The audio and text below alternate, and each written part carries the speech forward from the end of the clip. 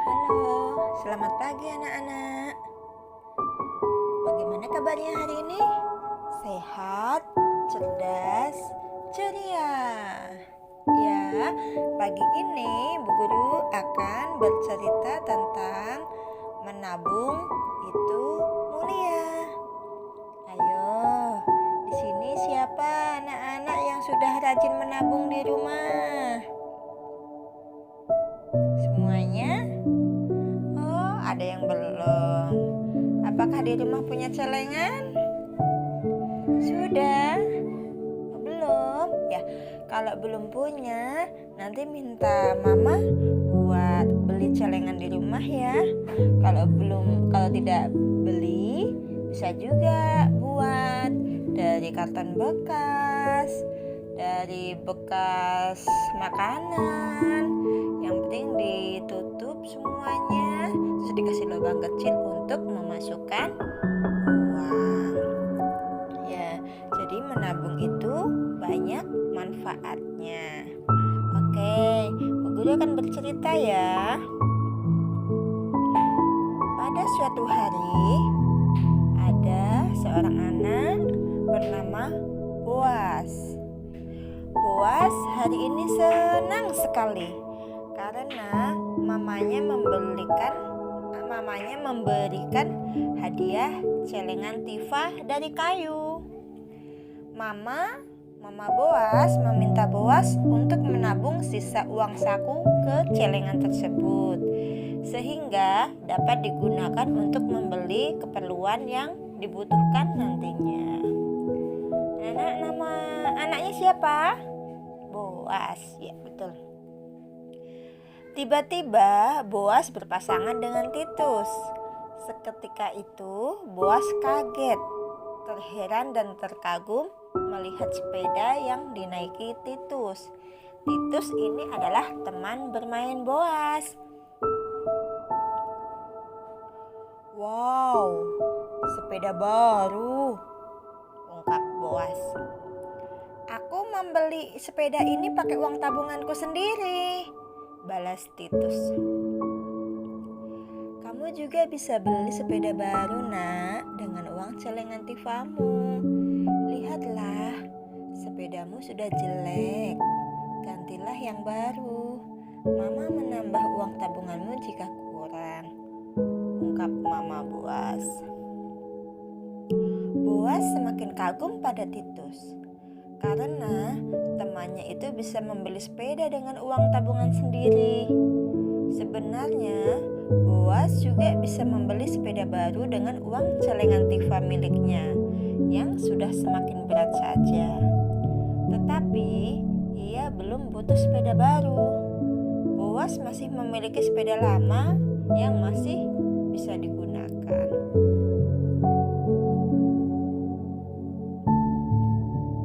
Maria tiba-tiba berkata, "Lihatlah sepatu baruku. Ini hasil tabunganku loh," ucap Maria saat bertemu dengan Boas. "Aku juga beli sepeda baru dari uang tabunganku.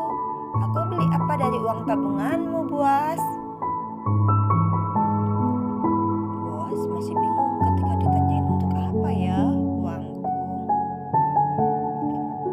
"Katanya tasmu robek, beli yang baru toh," ungkap Boas. "Hehehe," balas Boas. Dan pada suatu hari di PAUD, Boas bersama teman-temannya mengadakan lomba balap sepeda. Dan Boas mengikuti lomba balap sepeda dalam rangka ulang tahun 17 Agustus kemerdekaan Indonesia. Dan Boas menang. Mendengar hal itu, Boas bersama teman-temannya bersorak gembira. "Hore, kita makan-makan di rumah Boas," teriak teman Boas. "Besok kita makan-makan lagi di luar. Bagaimana, Boas?" Adam. "Iya, Boas. Uang lombamu kan banyak. Kita gunakan makan-makan di luar. Aku ingin makan bakso, Pak Somad. Bagaimana?" ungkap Adam. "Ya, Aku setuju. Besok kita makan bakso di warung Pak Somad ya. Ucap Maria. Maaf teman-teman, bukankah kita sudah makan bersama di rumah? Uang itu tak seberapa lagi, dan uang sisanya sudah saya tabung, ungkap Boas. Terus, wah, Boas tidak seru, Boas pelit, ungkap Titus. Iya, Boas pelit, timpal Adam. Pulang saja yuk, balas Maria. Boas hanya bisa terdiam melihat teman-temannya beranjak pergi. Tampak kecewa teman-temannya. Harapan mereka makan bakso di warung Pak Somad lenyap sudah. Padahal Boas sudah menraktir mereka makan di rumah Boas. Tapi teman-temannya ingin meminta traktir lagi makan bakso di luar. Dan itu menurut Boas suatu hal yang pemborosan, karena sudah diberi makan di rumah lalu minta makan di warung bakso kembali. Boas terdiam membisu melihat satu persatu temannya meninggalkan dirinya. Boas tidak tahu harus berbuat apa. Uang lomba itu memang tidak seberapa. Kalau dipakai untuk makan bakso, bakalan habis tak tersisa. Bahkan bisa jadi kurang. Sejak saat itu, Titus dan teman-temannya tak pernah main ke rumah Boas. Padahal biasanya setiap sore mereka bermain bersepeda di lapangan. Boas terlihat senang ketika Titus dan teman-teman berada di lapangan tiba-tiba pada suatu hari. Mereka akan bertanding balap sepeda. Boas menemui mereka, tapi entah kenapa mereka seketika bubar setelah Boas datang. Boas tidak punya teman. Dia sendirian di lapangan. Teman-temannya Boas menjauhi Boas karena Boas tidak mau mentraktir bakso. Padahal kan Boas sudah memberi traktiran makan di rumah. Bagaimana menurut anak-anakku? Oke, begitu lanjut ya. Masih lanjut. Boas tidak punya teman. Dia sendirian di lapangan. Boas, teman-teman pada pergi. Boas batin di dalam hati.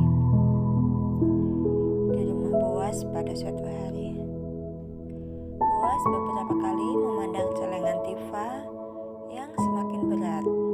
Ia tidak tahu mau buat apa isi celengan tersebut. Biasanya Boas memilih mainan yang diinginkan. Tapi itu pemborosan saja. Celengan Tifa yang diberikan mamanya telah berat. Itu menunjukkan bahwa celengan Boas sudah banyak uangnya. Tapi Boas masih bingung untuk apa uang yang ada di celengan.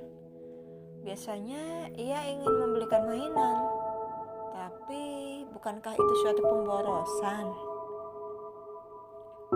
Boas masih berpikir. Boas masih melamun. Tiba-tiba pintu diketuk oleh Mama Boas dan tergopoh-gopoh memberi kabar bahwa rumah Titus terbakar.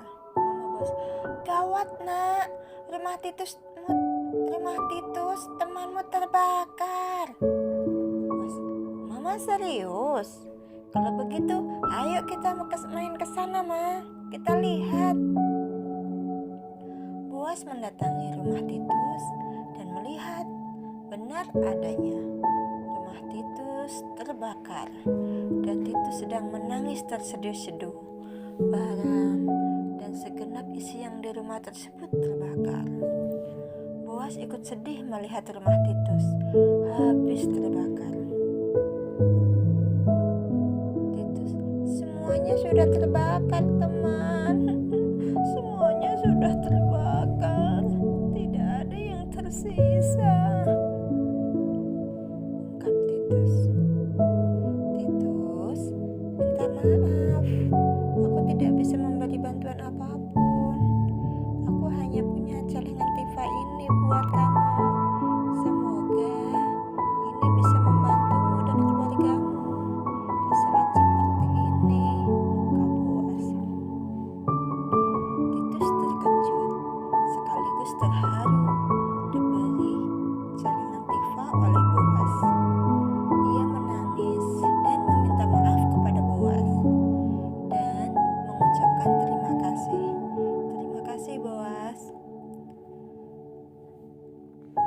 kasih Boas, temanku. Aku minta maaf karena sudah menjauhimu selama ini, ungkap Titus dengan rasa penyesalan. Akhirnya, celengan Tifa itu bisa digunakan untuk hal yang mulia, yaitu membantu teman yang sedang berkesusahan. Jadi, anak-anakku, uang yang kita dapatkan atau uang yang anak-anak dapatkan itu tidak harus selalu dihabiskan, tetapi harus ada sebagian yang ditabung untuk masa depan, ditabung untuk membeli buku yang kita inginkan, untuk membantu orang, dan lain sebagainya. Jadi kita tidak boleh boros. Ayo, di sini siapa anak-anak yang sering dikasih uang sama Om? Ya, siapa yang sering dikasih uang sama Mama, Ayah, Bunda? Apakah langsung habis? Pernah ditabung tidak? Uang tabungannya, uang celengannya untuk beli apa? Ya, jadi uang yang didapat harus sebagian dicelengin. Ya, satu, kita harus bersyukur bahwa kita masih memiliki uang, sementara belum tentu orang lain udah punya. Yang kedua, kita bisa menolong orang dari celengan yang kita punya, dan kita tidak boleh hidup boros. Kita harus belajar hidup sederhana. Kita bisa berbagi dengan sesama, dan kita tidak boleh menjauhi teman. Oke anak-anak, jadi sampai sini kita bertemu. Kita akan berjumpa di lain cerita. Selamat pagi anak-anak.